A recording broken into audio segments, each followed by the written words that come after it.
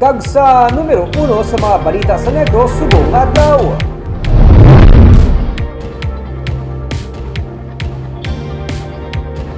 All-out war kontra sa illegal nga droga ang ideklarar ni Mayor Albi Benitez. Pero hindi nagakinahanglan suno sa iya sang bayolente nga pamaagi.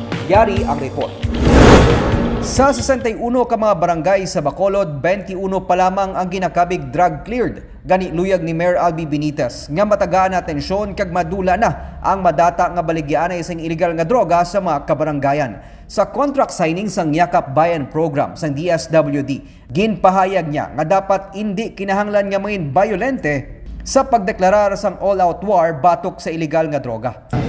It puts a strain sa aton nga mga prison facilities, ikadamo na sila. So if we can take them out, rehabilitate them, integrate this based sa aton ding ginpirmahan nga programa, I think we will have a better system.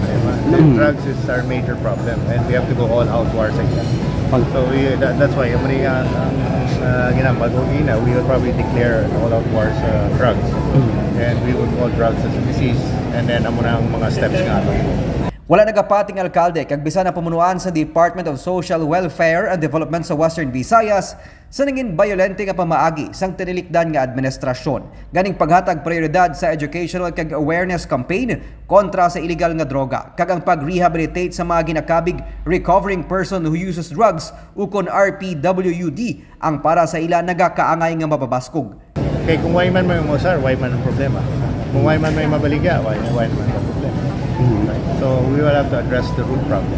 Hindi siya violent nga like sa mga previous nga mga... Hindi, I don't think that's the answer. So, kay ilan taon lang where we are right now.